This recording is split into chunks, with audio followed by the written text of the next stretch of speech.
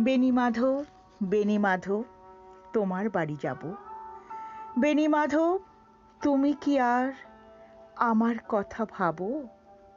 বেণীমাধব মোহন বাঁশি তমাল তরুমূলে বাজিয়েছিলে।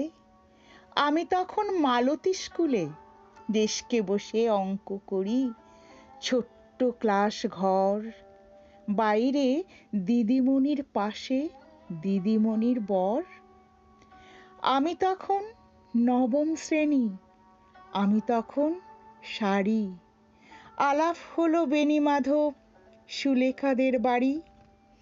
বেণীমাধব, বেণীমাধব, লেখাপড়ায় ভালো, শহর থেকে বেড়াতে এলে আমার রং কালো। তোমায় দেখে এক দৌড়ে পালিয়ে গেছি ঘরে। বেণীমাধব, আমার বাবা দোকানে কাজ করে।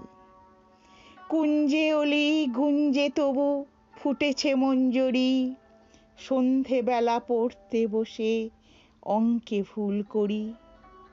আমি তখন নবম শ্রেণী, আমি তখন 16। ব্রিজের ধারে বেণীমাধব লুকিয়ে দেখা হলো। বেণীমাধব, বেণীমাধব, এত দিনের পরে সত্যি বলো, সেসব কথা এখনো মনে পড়ে?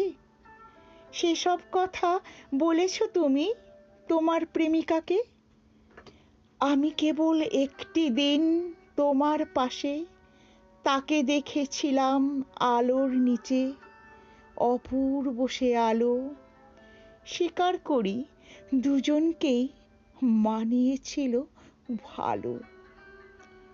জুড়িয়ে দিল চোখ আমার, পুড়িয়ে দিল চোখ।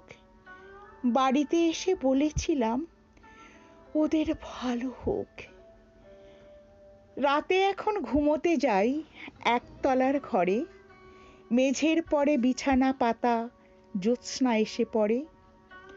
আমার পরে যে বোন ছিল চোরা পথের বাঁকে হারিয়ে গেছে, জানি না আজ কার সঙ্গে থাকে। আজ জুটেছে, কাল কি হবে, কালের ঘরে শনি। আমি এখন এই পাড়ায় সেলাই দিদিমণি। তবু আগুন, বেণীমাধব, আগুন জ্বলে কই? কেমন হবে আমিও যদি নষ্ট মেয়ে হই?